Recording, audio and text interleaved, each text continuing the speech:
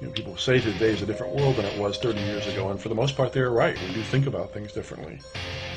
And of course, to be able to explore that, you got to be able to answer the question. What is postmodernism? Postmodernism? Postmodernism? Know anything about that? No, not really. I don't know. Not really. Trick question. Isn't post usually what comes after? That is a tough question. Well, according to Billy Corgan, postmodernism is whatever the f*** you want it to be.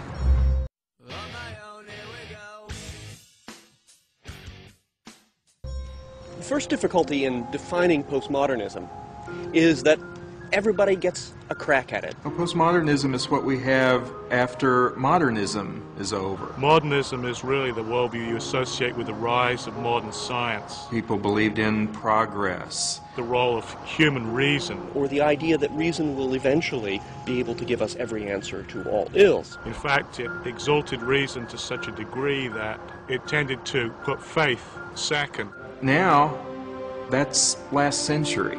In the 21st century, all of those kinds of modern thought have become old-fashioned. If you think of modernism as symbolized by Tower of Babel trying to reach up and replace God, postmodernism is the Babel that came after that, when people lost the ability to communicate because there's no common language or presuppositions. Having said that, I don't really think it's possible to define postmodernism. Let me define postmodernism. Let me give it a go. And of course, there are many different ways of defining it. It's an attitude towards truth claims. A kind of suspicion of all absolute truth claims. Truth claims are not what they seem to be. In fact, truth claims are attempts to control other people. That's one way of defining postmodernity. A recent French philosopher, Jean-Francois Lyotard, defined postmodernism as incredulity towards all meta-narratives. An incredulity toward meta-narratives. That's a mouthful, but basically what it means is a kind of skeptical attitude towards all claims of absolute truth. Meta-narratives. Now, the actual word he uses in French really translates into English as big stories. There are all kinds of big stories. One kind of big story might be human beings, by way of human reason, are capable of knowing everything.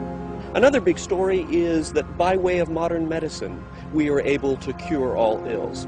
Those are just some big stories. Postmodern would say there are many, many different stories. Other people might talk about it in terms of the rejection of any one narrative, any one story. The fact that it is postmodern after a particular period suggests that it's still open to interpretation and still yet to be defined in many respects. You don't know if it is an actual period or transition to another period. Postmodernism, or postmodernity, is all over the map.